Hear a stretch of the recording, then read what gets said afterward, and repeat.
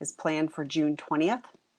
So save the date. We'll be posting information hopefully this next week about the presenters, but excited about those. And it's been interesting with the presenters that we've had today.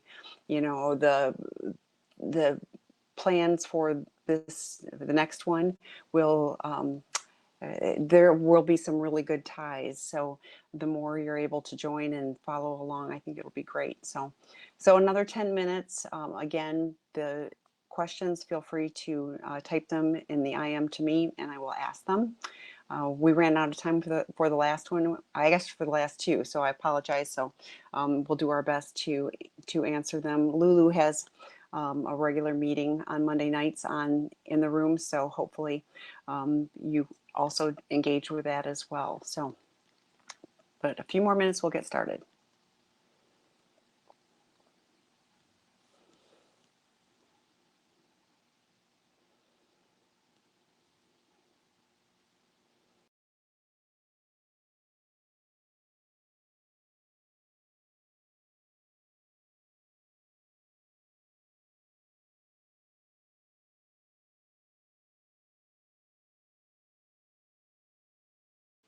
I guess while I have a few moments of time, I want to again thank the In the Rooms, the team, because it's a team effort, but you know, everything from the logo, but just providing the platform. They've been doing this for more than 10 years. So particularly useful now when we all need we need meetings online, and In the Rooms has such a host of meetings for us to connect with. So, you know, really I'm grateful for their vision and for their willingness to give this idea a try.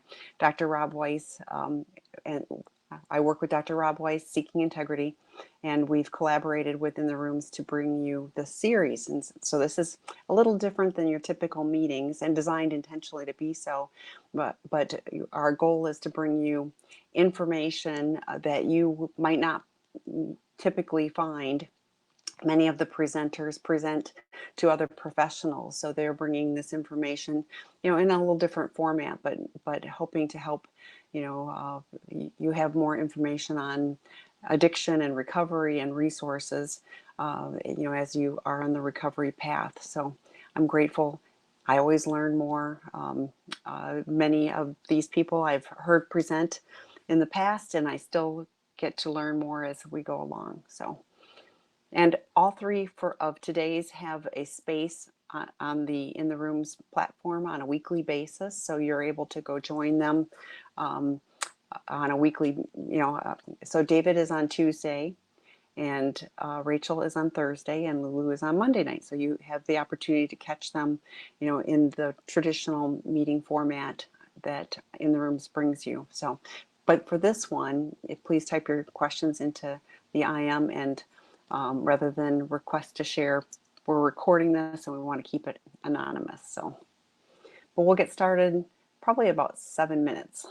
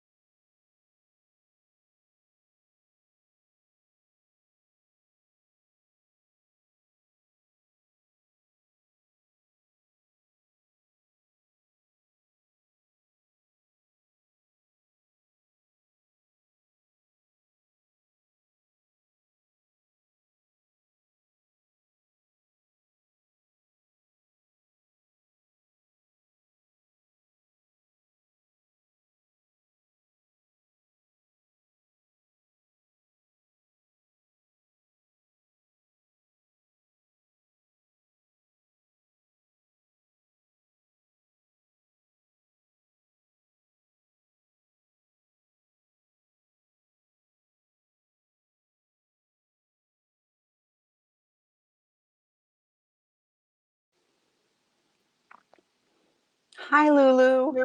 Morning. Hi. Morning to you. And afternoon and probably evening other places. So it's all good. So yeah, That's right. yeah. So How are we're you going? well, it's going great. We've had 2 sessions thus far today and looking forward to yours. So as I sent an email and I just told the group too, I keep hearing the COVID-15 and then Dr. David Fawcett in his co-occurring addictions talked about sugar, as Mm, one of the things. And I know that was a particularly challenging struggle for me personally. So it'll be great. I've invited everyone. Your PowerPoints are on the link above, the Nutrition to Fight Cravings, so that they can download those. okay. I've reminded everyone that this will be recorded, and so if they have questions, they can IM me, and I will ask you those, and you can answer. But we're not going to have people in the requesting to share. So I Okay. think we're pretty good. We'll start in about 3 more minutes. We'll see. That's right. Yeah. Um, so I think it's a short enough deck. I think I'll be able to leave quite a bit of time at the end for those questions, but I can also fill up any open time with no problem. It's a huge topic, and I mean, like I said, the COVID-15 and everybody is, comfort fooding right now, like all these recipes that come up and I go, if I made all of those things, that would, it'd be more than the 15. So, trying to choose better, but yeah, it'll be Oh, yeah. good. Yeah. Oh, yeah. We're going to have such a good chat about it today. I'm Yeah. excited. Yeah. And that talk on, I didn't know there was a talk on co-occurring addiction happening. It would have been way too early for me, but that looks Absolutely. fascinating. Will Well, there be a recording up on that? there is, and if you can pull the slide deck at the top where what is chemsex, you can pull the slide deck, but you can also email me and I'm happy to send them to you as well. So, but David Fawcett, he talked about the dopamine from the baseline and food and sex and I mean like all of that. So it's and meth, of course, which is 13 times as high as baseline. So but Yeah. yeah. So Yeah. it's been good stuff so far, and we've had good questions, people asking. So all good. Yeah. Thanks so much for your effort to make this come together. Yes, it's exciting, and I shared with the group too that we have the June lineup. June 20th will be the next one, and part of this will be the recordings will be available. So if it's 2 o'clock in the morning somewhere, and somebody wants to look at nutrition to fight a craving because they would rather watch a video than get a quart of ice cream out, great. They can look at this. So yeah. So if somebody's asking where will the recordings be available, my understanding is that they will be posted on the homepage of the In the Rooms platform. So watch for them, this next week coming out there. So I'm sure they'll have an announcement about that. So, but I have just a little bit of information I'm going to read, and feel free to introduce yourself more too. But so Lulu and I we had a brief Zoom call. So just a reminder, anybody who goes to the requesting to share, you're going to be X'd out. You can IM me questions and I will ask them of Lulu, but we're going to record this, so we want to keep this anonymous. But we had a brief opportunity to meet on Zoom, and she'd been out for a run. I had been out for a run not that long ago, didn't have makeup on and all of that type of thing. So I was like, oh, kindred spirits and things like that. But I was reading your bio, and when I'm reading this, and and you're talking about how using food to soothe, and how the eating patterns, and I thought none of us get here by accident, and really the healing journey is about mind, body, and spirit. So I'm so thrilled you're here to talk about nutrition to fight cravings and just what nutrition and recovery is. So without further ado, I'm going to undo my audio and let you present. So follow along on the Nutrition to Fight Cravings link if you would like to see the slide. Okay. And over to me. Great. Well, hello, everyone. I'm so excited to be here this morning in Australia, today, this evening for many of you in America. North America. So excited to be here with you talking about a topic that I think touches every one of us, and that is how do we eat and nurture and nourish ourselves in a way that's going to help us keep our cravings muted and under control. So those of us in the recovery community have a lot of experience to draw on with how to manage cravings in a healthy way, and bringing our food and nutrition into that can really help strengthen our game and help us ensure we have a recovery that feels happy, healthy, and high energy. So I'm Lulu Cook. I am a dietitian credentialed in Australia and America. I'm a counselor, the author of an anti-inflammatory cookbook, and just an all-around food geek. Tammy gave you some of the technical details about this special summit meeting that we're doing. I'm here really to share some actionable skills and strategies to reduce cravings. And we'll focus quite a bit on alcohol and sugar. There's just so much overlap there in terms of that cross addiction and being able to make some positive changes on both fronts that are going to ripple out in so many ways. So I do this because nutrition has made such a huge difference in my own recovery. I've been in the rooms for 20 years and really continue to appreciate the power of food to really act as medicine. We'll start with just defining our terms. What are cravings even? We'll look at the link between what we eat and what happens in our heads, like where do those cravings come from, and look at some ways to set you up for success, because we just want to feel great in our recovery.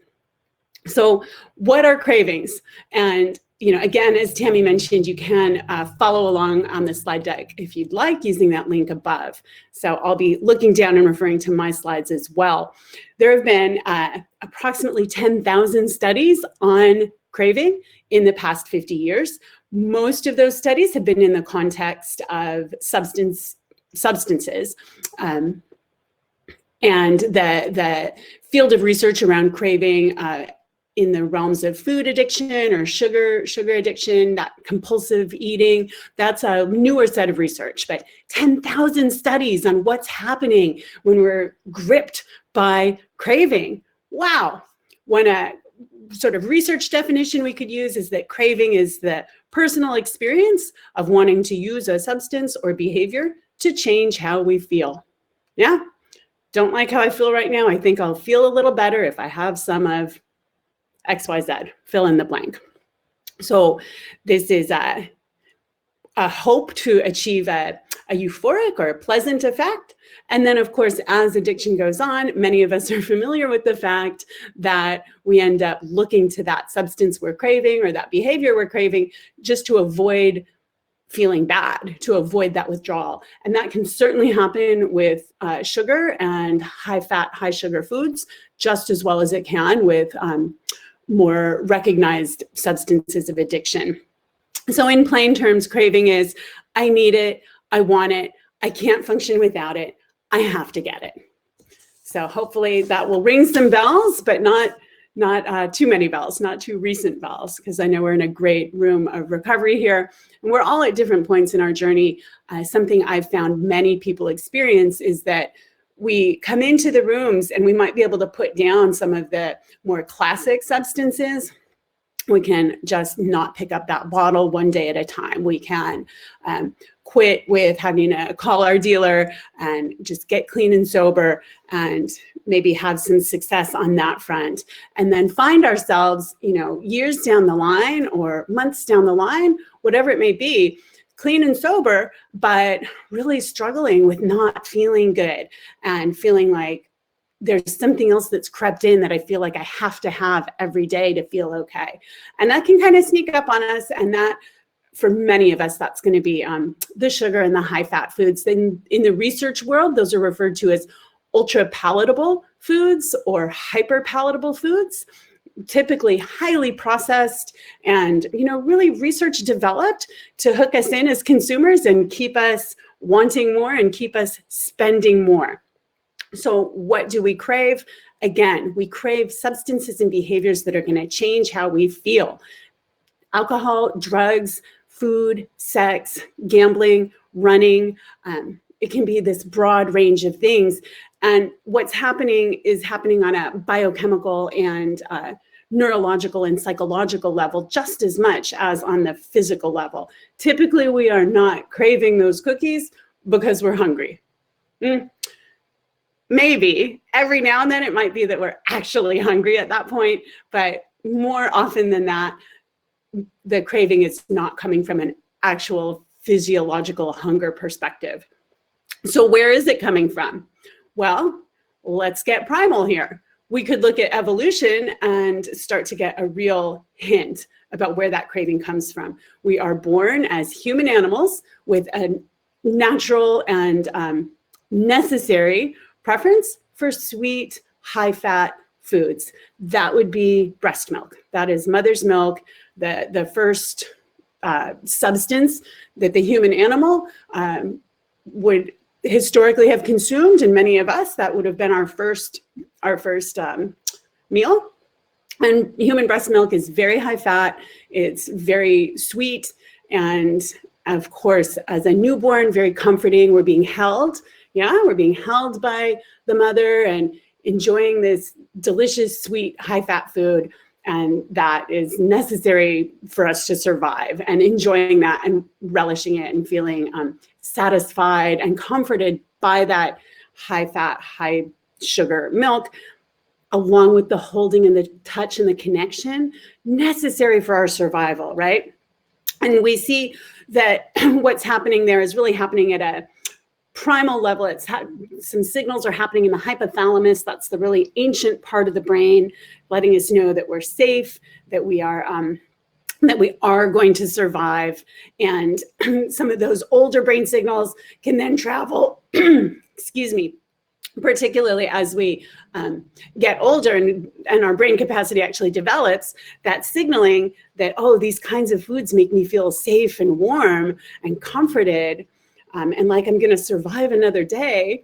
That signaling can travel from the back of the brain forward to the prefrontal cortex, the more executive part of the brain, the more decision-making part of the brain, the control center of the brain. And that's where we start to have more capacity to really go out there and get the snacks we want, to be able to recreate that feeling of comfort and safety. So we see that with emotional eating. There is that really understandable and natural link with why certain foods could create a psychological and emotional experience of feeling good and feeling comfortable. And some of this, it doesn't necessarily matter. It's such old wiring in our human brains. It doesn't necessarily matter if we had that experience as newborns or not. Some of us weren't breastfed. That's totally okay. We've made it to this room today, so we all survived. But just that wiring that tells us on some really deep primal level that these high fat, high sweet foods are good. We all have that wiring.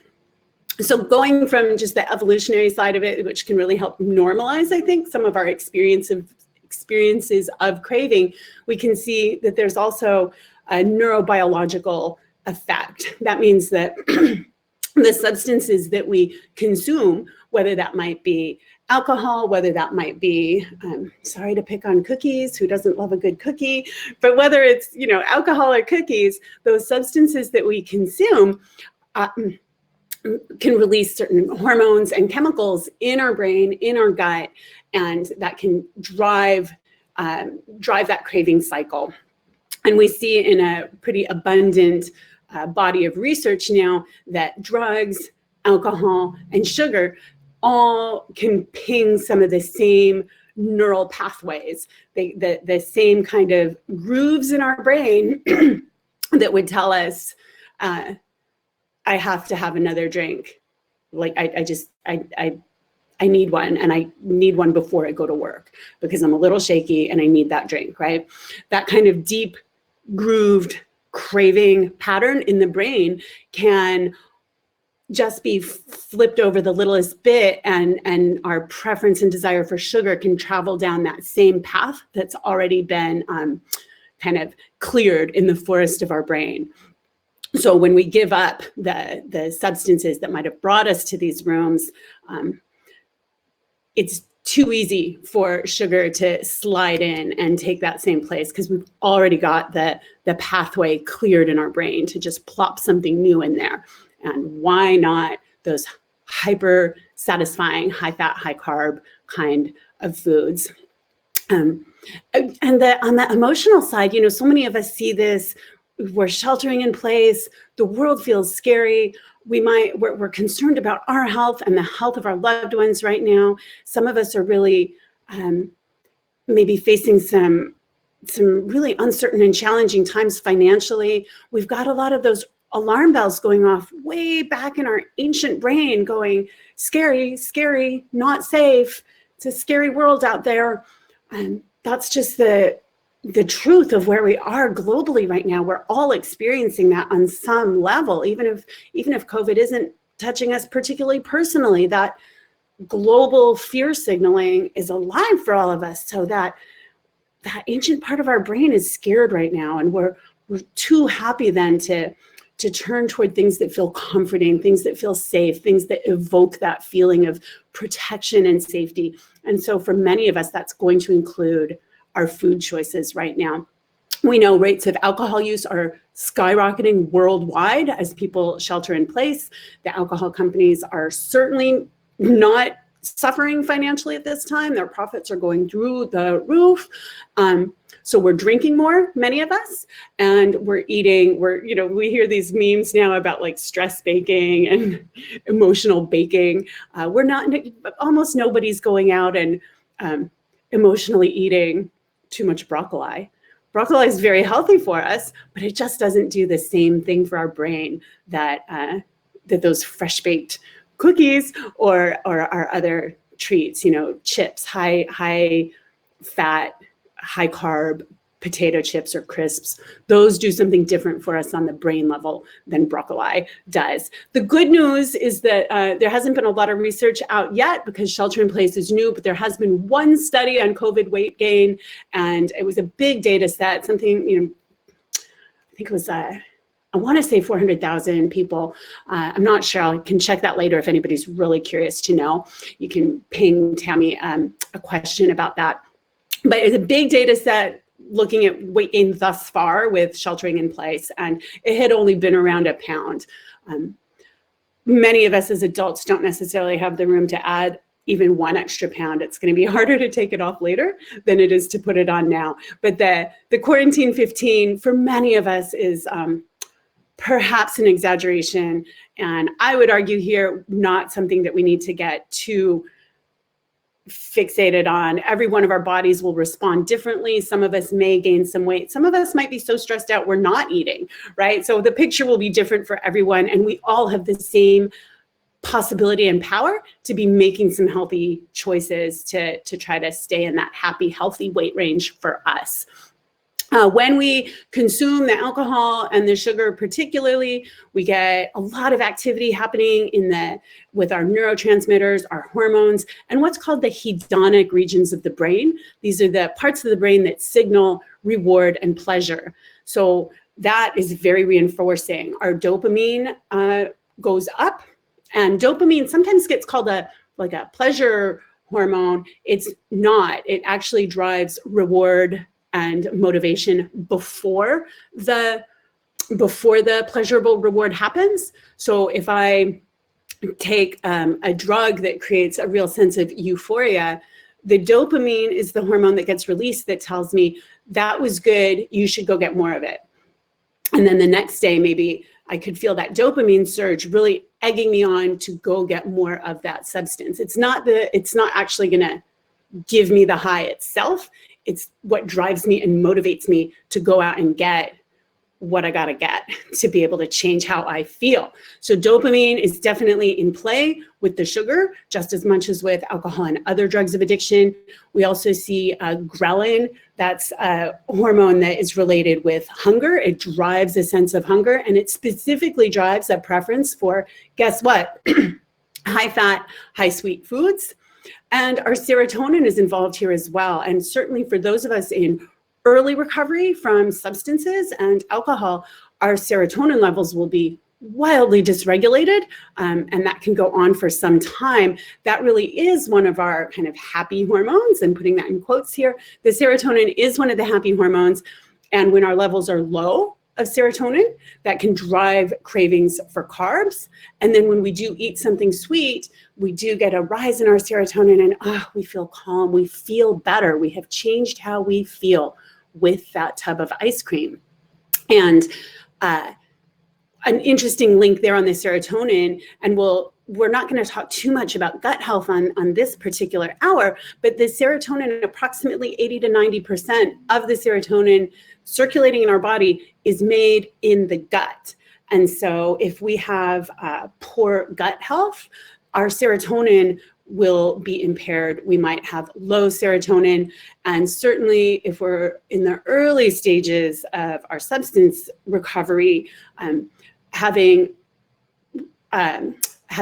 poor gut health is so common. And then it's pretty common for those of us even who have been clean and sober for a long time. We can really suffer with some gut health. And so if our gut health is suffering and we have inadequate serotonin production coming out of that gut, we don't feel as good as we could.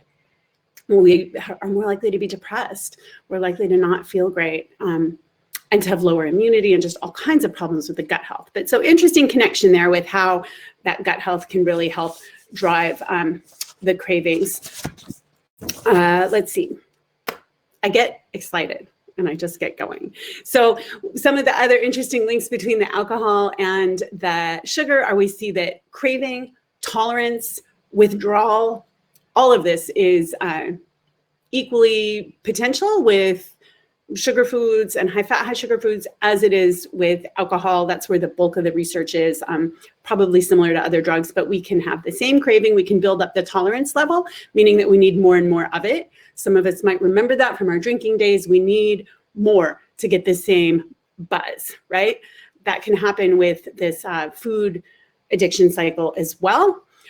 We can have withdrawal from sugar if we decide to go off it and go cold turkey, and that's going to link back to gut health, and we will talk about that a bit more in a minute. But we can have the withdrawal from sugar just as well as we could from substances, creating a real physical and psychological sense of uneasiness that's going to drive us right back to that sweet, sweet, sweet substance to try to feel better, get that serotonin boost again. I'm going to take a quick second. We've had a number of people that join. I want to just clarify, if you have questions, feel free to IM them to me. And when Lulu is done with the presentation, we'll be answering those. We are not going to have people in the request to share, so you'll see me clicking people out of there. So just ask your questions via IM to me. Lulu will answer them at the end of the presentation. Thank you. I'll turn it back. Thanks for that, Tammy. And, welcome to all of you who have just joined us, and ton of info here. So if you missed any of it, hopefully you can catch up on the recorded video later. So, or you can always send me a note later as well. So just to kind of close the loop on how hardwired that craving is, we also see what's called cross-sensitization between sugar and narcotics in some people. And what that means is that if we've already developed an addiction to one of those, we're more susceptible to having similar responses to the other. So that's a link that the science has drawn between sugar and opiates. So are alcoholics and addicts uniquely at risk around this potential for cravings to get out of control and blossom into potentially compulsive overeating, or what we could call sugar addiction or food addiction? Absolutely. We are at potentially elevated risk. And so now we're looking at a little bit more of the biology. Yeah, we talked about the evolutionary aspect and the neuroscience aspect, and now we're looking at the genetic aspect here a little bit. And we see that the sugar and the alcohol and the drugs, they can release these euphoric endorphins. Those are those chemicals in the body. We talk about endorphins from a runner's high perspective, but we might also get them from the sugar and alcohol and drugs. And we see that alcohol and drug dependent people will have a higher likelihood of preferring sweets more. And just really a bulk of research showing that if you look at a room full of people and you test their preference for a sweet beverage solution versus an unsweetened beverage solution, there will be a little bit of a crossover there, or a lot of bit of a crossover there, with the people preferring the sweet solutions being more likely to either have that history of alcohol misuse or to go on and develop it in the future. We see biological children of alcoholic parents, especially alcoholic fathers.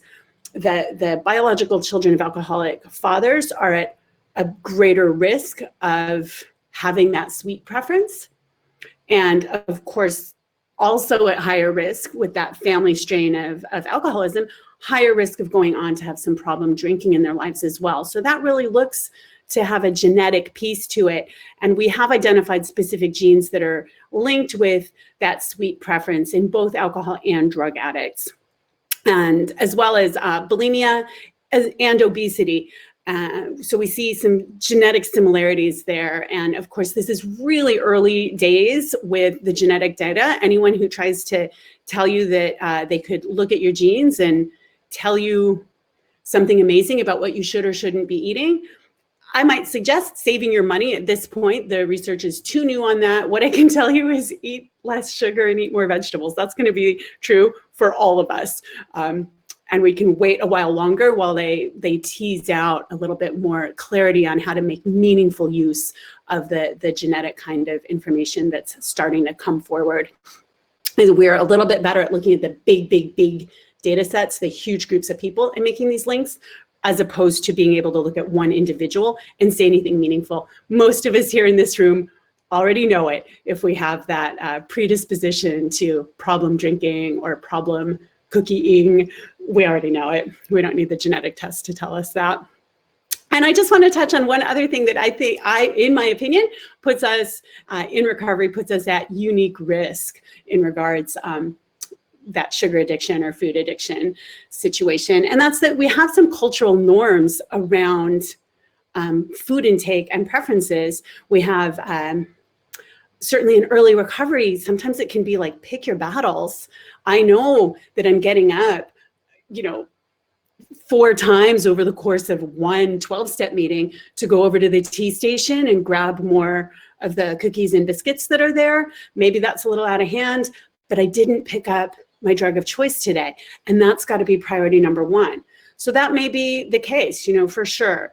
Getting that sobriety and abstinence stable is going to be priority number 1 for many of us. But that norm of relying on the sugar and fat foods to kind of bridge us over those uncomfortable early days. Once we get in that habit, it can be hard to break it. And we see the line in the big book of Alcoholics Anonymous. This is the line that drives me nuts the most. Dietitian here, right? Food is medicine. Believe that in my heart. This is my least favorite line in the big book. It says, quote, "One of the many doctors who had the opportunity of reading this book in manuscript form told us that the use of sweets was often helpful. He thought all alcoholics should constantly have chocolate available for its quick energy value at times of fatigue. Many of us have noticed a tendency to eat sweets and have found this practice beneficial." Close quote.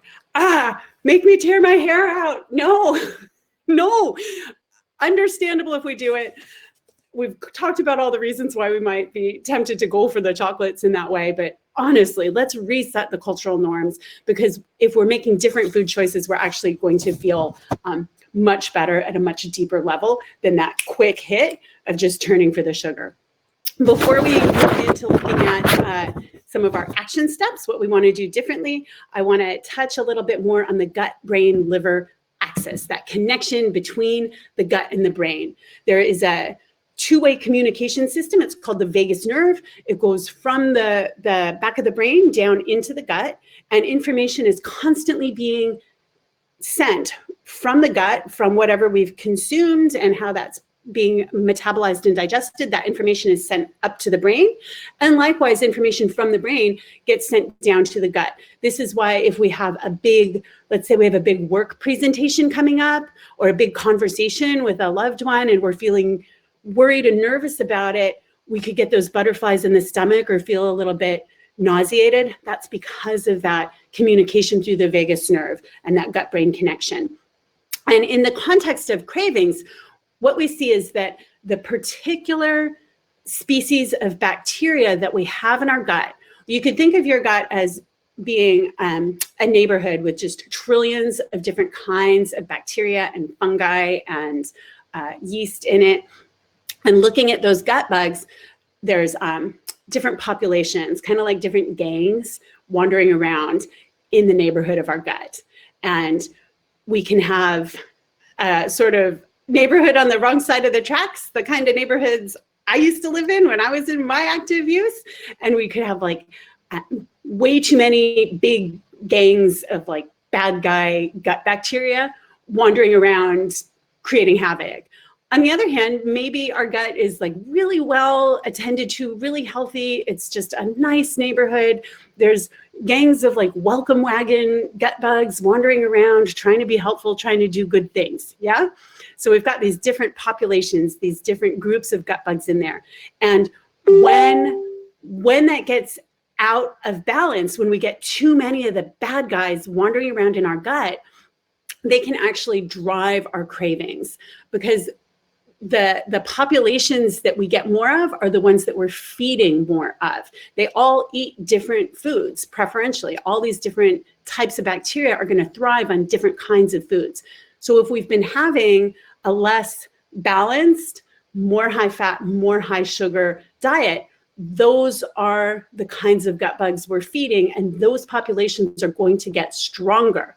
So what happens then when we decide to do a 30-day sugar detox? Great idea. I'm getting off all the sugar. I'm eating clean. Yeah. So we're on board. We think that's a wonderful idea for ourselves and our health.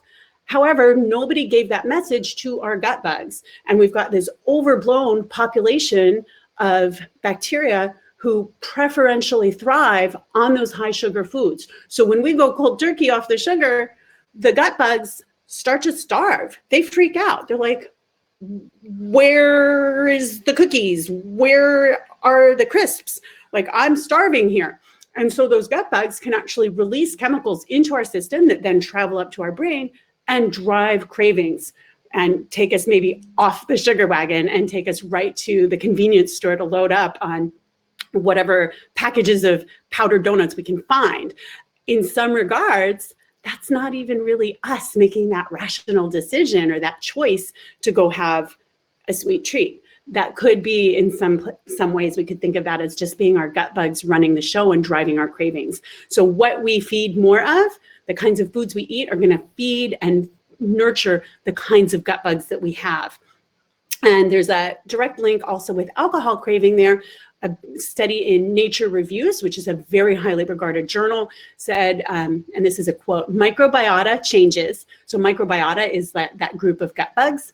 Microbiota changes might alter brain function, and the gut-brain axis might be a potential target to reduce alcoholic relapse risk. So if we can shift the population of gut bugs that we're nurturing, we have a potential avenue in there to reduce cravings for alcohol, as well as the other health benefits that come with it.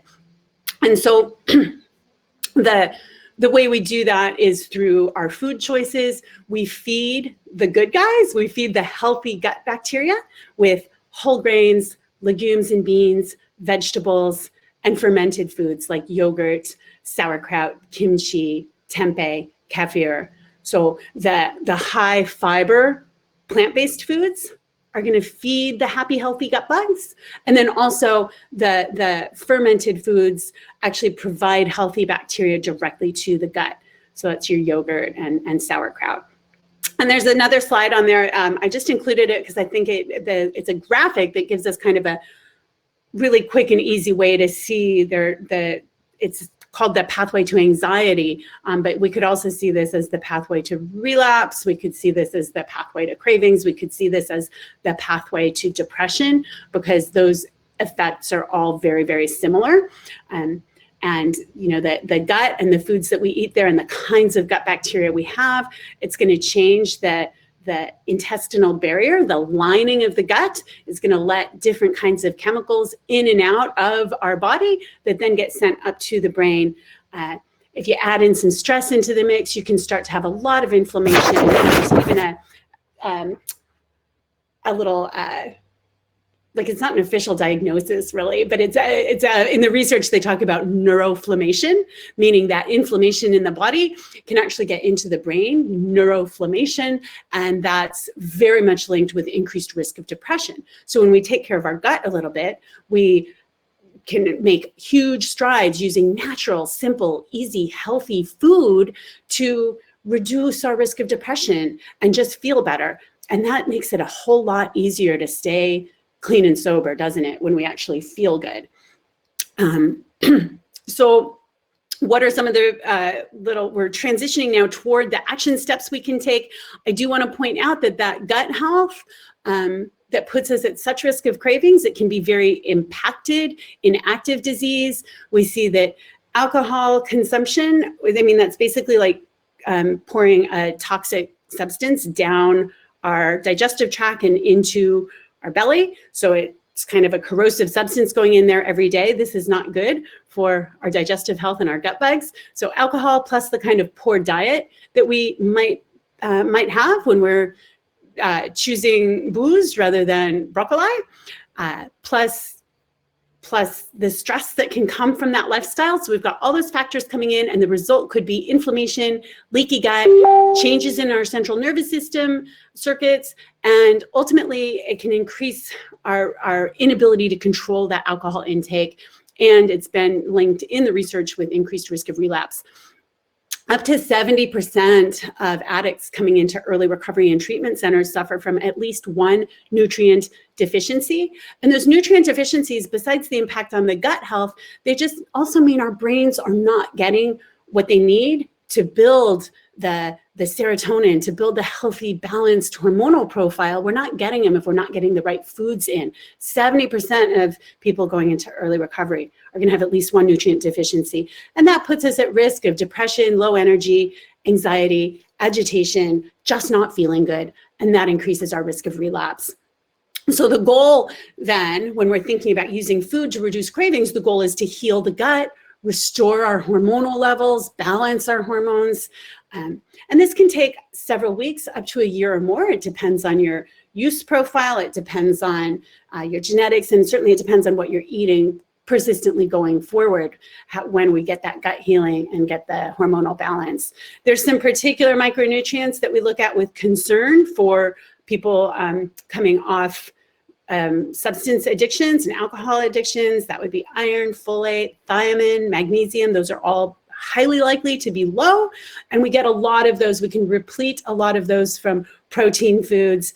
Seafood is just one of the highest nutrient foods we could consume. Beans and legumes, nuts and seeds. These are all great, healthy protein foods that can help rebalance all of that. I had to put kangaroo in there out of loyalty to my beloved home base here in Australia. Kangaroo is actually a very wonderful and sustainable meat to include if you have access to it. So go get you some kangaroo. Dark leafy greens and whole grains. So the protein foods, dark leafy greens and whole grains, all of them are so nutrient dense that they provide just a wealth of different benefits, including those nutrients of concern. I want to touch briefly also on hydration as we look at things to have more of, or how to address that. Dehydration by itself can be mistaken for cravings, or just for feeling crap. Sorry to curse, right? But irritation, headache, fatigue, disorientation, difficulty concentrating. In lab trials, we see that as people are dehydrated, their performance just goes down. So, really paying attention, getting enough water in, maybe making some of those beverages, green tea, which is very anti-inflammatory and very protective against cancer. So green tea is awesome. Caution with caffeine, just because for some of us, maybe that jitteriness or anxiety could be provocative. But really the research is clear that for the vast majority of people, including caffeine at the level that your body is able to metabolize it, is really healthy. Having that cup of coffee is going to reduce risk of liver injury and liver cancer. So for people who are really trying to heal their liver after that alcohol particularly, or perhaps hepatitis C, coffee can actually help support that. It reduces risk of type 2 diabetes, reduces risk of Parkinson's disease. Great stuff. But again, that would be more so with a cup of black coffee, not the fancy drink with all the sugar and cream in it. But my favorite study on this showed that up to 14 cups a day of black coffee are protective of liver function. And well, we're in a room of addicts here, so I bet there are some people here who could knock back 14 cups of coffee today with no worries, but I think I'll keep mine around 2 or 3 if I'm feeling wild. And with that cutoff time so I can sleep tonight. So let's look at what else we can eat to tame our cravings. We want some slow release carbohydrates.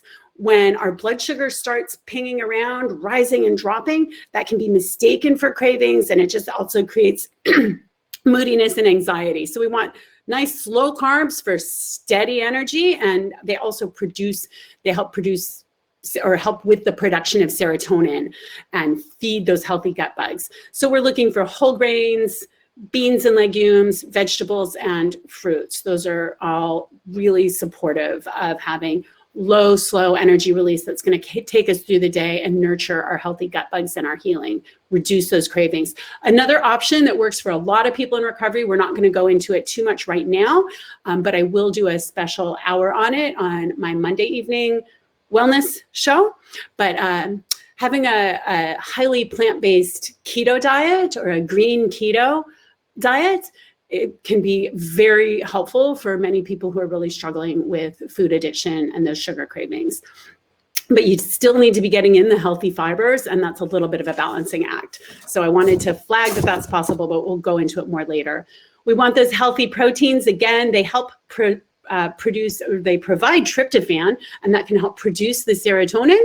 So when we're not getting enough of those neurochemicals, we can have more aggression come up, unstable mood, and increased craving for alcohol and drugs. We also need those healthy proteins for our immunity, our muscle strength. And here's the magic for cravings. Getting more protein in earlier in the day is going to decrease cravings for sugar, decrease cravings for those fast, high sugar, high fat carbs, decrease night eating later in the day. So getting more protein in earlier, healthy, clean proteins earlier in the day is one of the most powerful steps we can take to reduce our cravings later.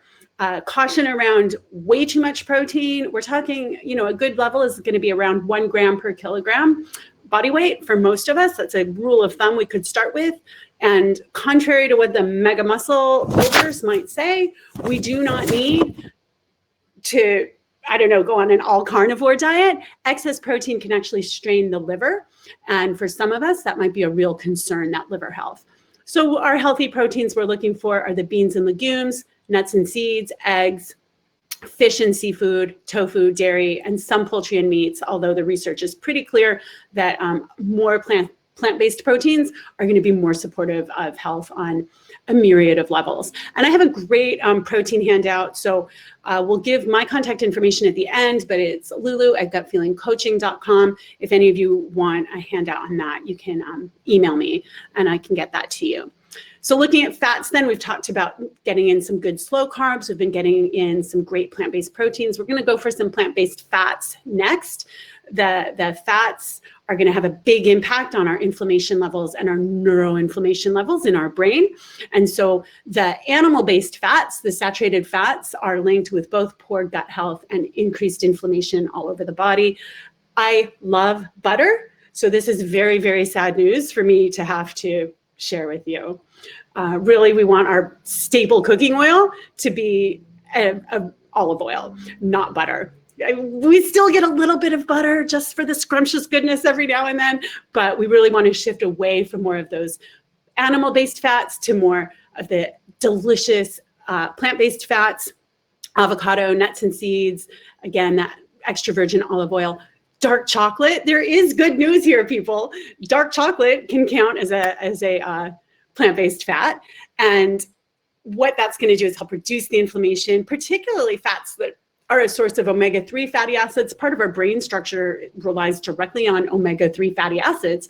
And having enough of these kinds of fats can reduce inflammation overall, ensure that good brain structure, which we need if we want to keep those cravings in check, right? So lower risk of depression and anxiety also possibly with omega-3 fatty acids. We're going to get those from fatty fish like salmon, but also walnuts, flax seeds, hemp seeds. So those are some of the slow carbs, healthy proteins, and plant-based fats we want to really focus on.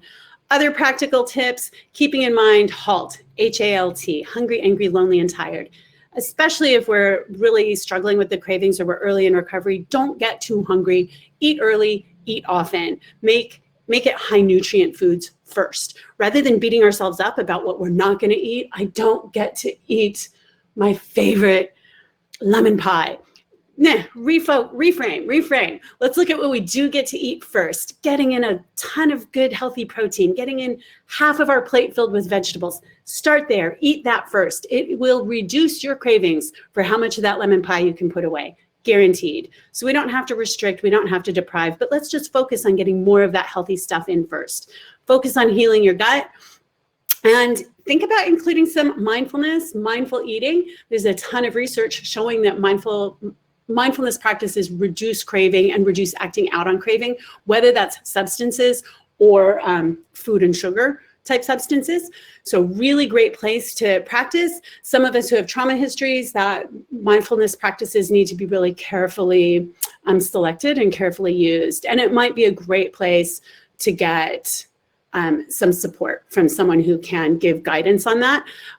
Some of us are going to be fine just downloading an app and practicing some mindfulness and mindful eating that way. Some of us will find it much, much more challenging, and you don't have to make yourself meditate through something that's really emotionally and psychologically provocative for you. That can actually be damaging. But I have never met anyone who can't find a way to practice mindful awareness that feels good for them. So good place to get some help to be able to use that tool to differentiate our cravings better. Is it really alcohol I'm craving? Is it really cookies I'm craving? Or is maybe there an emotional hunger underneath that? Mindfulness can really help us clarify that. And so we could pull in our allies, whether that's professional assistance with somebody qualified. And that's me, that's what I do. So I have strong opinions about qualifications, but it might not be. It could just be your sponsor with particular challenges. Some of us will use the OA program, a beautiful option for some people. And just like-minded friends. We know that health behaviors travel together. So if you're hanging out with people who are like, hey, let's go for a walk as a way to bond. Some of us are starting to see our restrictions ease up, and we really could get together with one friend or a small group of friends and go for a walk together. Those are the kind of people we want in our lives who are going to really help us amplify our healthy, good intentions. Sleep for at least 7 hours. We see that cravings, and specifically cravings for carbs, get elevated if we don't get enough sleep.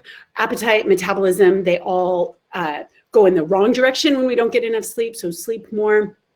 And yeah, I'm wanting to leave some time for questions, but I just have so much good information to share. So I know I'm talking a mile a minute. I see you, Tammy. You do. You have tons of great questions. So a couple of things. Lulu's contact information is on the slide. So at the top, Nutrition to Fight Cravings, click on that, download it, and her slides are there. She's on Monday nights. But let's see how many of these you can answer in the time we have remaining, okay? I talk fast. I know you do, but it's been fabulous. Okay, I won't even comment.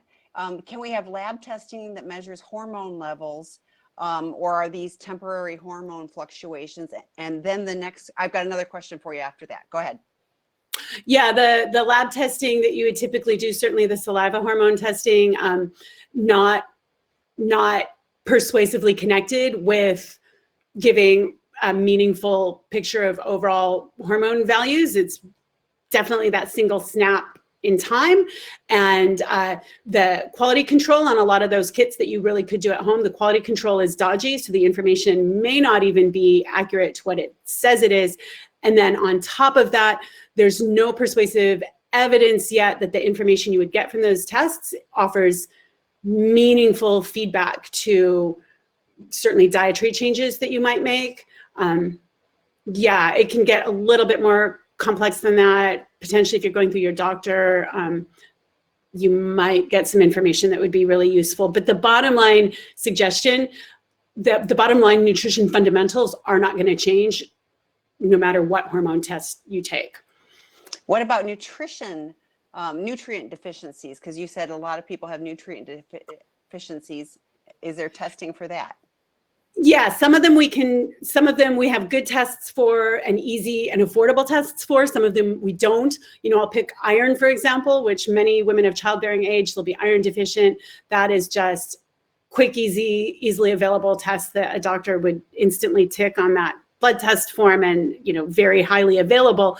Other nutrient deficiencies are harder to test for, or more expensive, or you're going to have a harder time getting a mainstream doctor to prescribe that test. And sometimes that is probably because some of the tests that we think might be useful are just not well validated. And then sometimes it really might be because there might be a nutrient deficiency test that would have meaningful information for you, but there might not be a great place to have it, or it might be considered a little bit more fringe. So, I mean, that would be a personal or individual answer per each nutrient. But for sure, some of the really common nutrient deficiencies, B12, iron, those are really easy and easily available to test for. Some of the more niche ones are going to be harder to find an accurate and affordable test for. What about keto? Because you're talking about, because it says, why are keto people promoting high fat foods? So what is your, you know, because we're talking about fats, and so why would keto be good or bad or whatever? Yeah. So yeah, as I said a little bit ago, we'll do a whole hour on that on an upcoming Monday, because there's so much there. Keto, which is a very low carb diet, moderate protein, high fat. But the main thing is that you have to keep the carbs under a certain level, and it's got a lot of neurological effect, that kind of dietary pattern does, and it really does seem to reduce cravings and increase satiety, increase that sense of fullness from foods. So can be a great tool to use toward any kind of food addiction or craving kind of scenario. On the flip side, it's easy to do it in ways that are not particularly healthful. If we're relying entirely on bacon and butter as our diet, you know, we are getting a lot of that saturated fat. The research is mixed on the impact of that in a keto diet. It's possibly not great for our gut bugs. Generally, the healthy gut bugs do not thrive on saturated fats. The unhealthy gut bugs do. So I'm a real proponent of a well-planned, highly plant-based keto diet. It wouldn't have to be entirely plant-based, but you're really wanting to look, you have to get enough vegetables in there for a keto diet to be actually a balanced and healthful nutrition profile, sort of as a long-term solution. And with that, if you are doing that, if it's a carefully planned, balanced, plant-based keto diet, there can be a lot of health benefits. There's also a lot of scientific questions still to be answered, because we know in general, those high-fat diets, bad for the gut, bad for inflammation, bad for the heart. And it's still getting teased out in the data. Next question. What relation, if any, does sugar have to depression? So ton of connection, some of it being through that impact on the gut populations. That high sugar diet is going to impact the gut populations in a way that is not healthful. So our serotonin levels can go down. We have less production of serotonin, which we need for a stable, sunny, balanced mood. Sugar is inflammatory. So just consuming that sugar right off the bat raises our inflammation levels. And then that's linked with the neuroinflammation.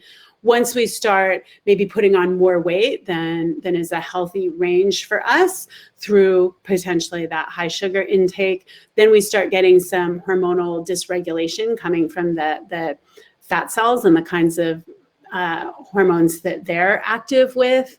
So having a high sugar diet is clearly linked with increasing risk of depression, and having taking the sugar out of the diet is a frontline move to reduce depression risk.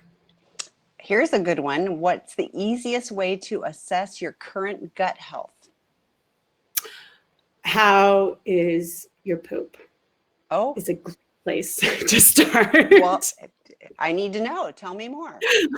Well, so you're looking, one of the most obvious places is just going to be if your toilet habits feel comfortable and easy.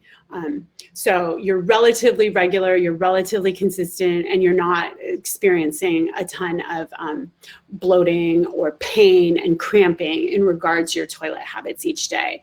So typically in that regard, if it's not working, or if you're straining, we know if that's not working, and that's definitely a sign that our gut isn't going well. I will say with the bloating, eating a highly plant-based diet when you consume that much bulk, that big salad, for instance, you can have that sense of a little bit of bloating right afterwards because you've just put a big bunch of bulk in your belly. So that's going to get digested, and that's not actually a problem. It's not weight gain. It's perfectly healthy, natural part of a functioning human body. But it's just using what's my comfort level. And you can also certainly look at your ongoing energy through the day and your ongoing sort of mood status through the day. And you can look at how well you're sleeping. Those are all clues to your gut health. Great answer. I have a quick question on that, because you did not mention like the probiotic pills. Do you have any thoughts on those? Absolutely. So yes, food first is my first thought. I know some of us in this room might have a little bit of that quick fix kind of mentality. I don't want to eat a healthier diet. I just want to take a pill. Thank you very much. So I always say food first. So getting those high fiber beans and whole grains and vegetables in there, getting the fermented foods, the yogurt and sauerkraut in there, that's your frontline move. And then from there, you might look at supplementation, adding some probiotic supplements. I think I've got some good information on that on my website, kind of some guidance around how you might choose it. It doesn't, for many of us who are in a pretty good health condition, we don't necessarily need the super expensive high-end probiotics. There's a lot of marketing and hype out there around probiotics and supplements in general. It's a poorly regulated industry, and I just really encourage a lot of caution around which supplements we choose to purchase and consume and which we don't. We spend a lot of money on supplements that aren't doing anything. And that said, they can play a helpful role. So it's a place to get a little bit more education, or call in someone like me who's done the research and can help weed your way through so that you're spending money on supplements that are doing what you think they're doing, and that's helpful. This is a great question, and I can so relate to this too. I tend to eat a whole cake or eat a whole box of cookies at one sitting. Is this linked to my alcoholism? Oh, yeah.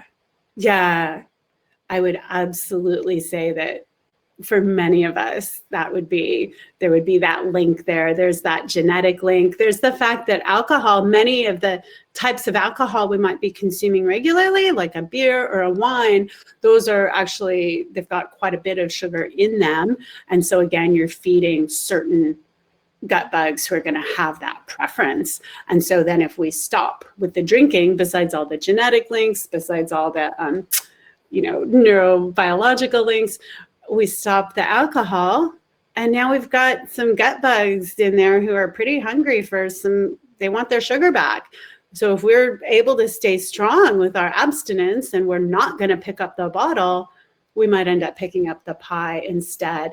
And this is 100% manageable. We can make those dietary shifts over time that are going to soothe that whole system down and heal that system so that we're just in a much stronger place and have just really reduced that risk of falling into the craving and falling into that box of cookies. Recovery is possible. But just like working our program, maybe you could say, just like working through our 12 steps, it's not a one and done thing.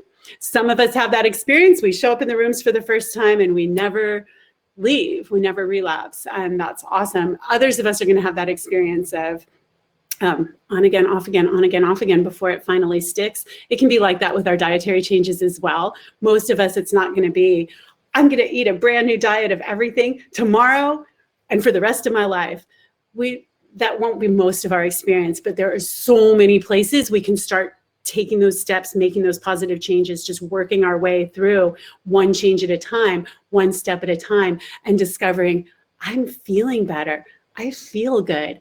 I haven't gone for that whole box of cookies in a while. Something's changing. And just like with being clean and sober, sometimes it can be kind of subtle, but if we stick with it over time, like you have those moments where you're like, wow, I have not thought about picking up a drink in X amount of time. I never thought I could go a day without it. And now I haven't thought about it in how long, and I feel great. We can have that same transformation with our physical and mental health as well when we are really committed to making these changes over time. I think that's such a perfect place. There's a number of questions. We won't get to them, but so if you did not get to download Lulu's slides, they're there, Nutrition to Fight Cravings, but you can also email her at lulu@gutfeelingcoaching.com. Her website is gutfeelingnutritiontherapy.com. But you can also find her right here in the rooms on Monday nights at 9 p.m. Eastern time. This has been so useful and so helpful, even though I've been around a few 24 hours, food and sugar. I mean, there's always more to know. And, I think it's always one of those, we can support our recovery by making just a few choices. I did want to comment too, because you talked about, I don't get to, eat that whole cake or whatever. I had to learn to reframe it for myself of like, instead of it being a deprivation thing, if I'm going to choose better for myself today, so I'm going to eat the broccoli or I'm going to eat the carrots and hummus rather than the cake or whatever, so, and just finding that balance. So thank you again for this. Thank you to In the Rooms for creating this space.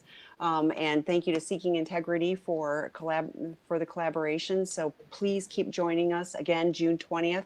Lulu, any final thoughts? Yeah, I see I've got some chats and messages down in my box there. So I will be hanging on and answering those. I'll be on Monday evening. We're talking about perimenopause this week. Guys, stick with us. It's not always, it's a different topic each week. So your turn will come. But this week we're talking about radiant menopause and how to feel great going through the change, even in the midst of recovery and COVID and everything. So hope to see some of you there. And pop me a note here or at my email, and we can keep the conversation going so we can keep feeling happy, healthy, and high energy in our recovery. Great. Thank you so much. Thank you so much, Tammy. Bye-bye.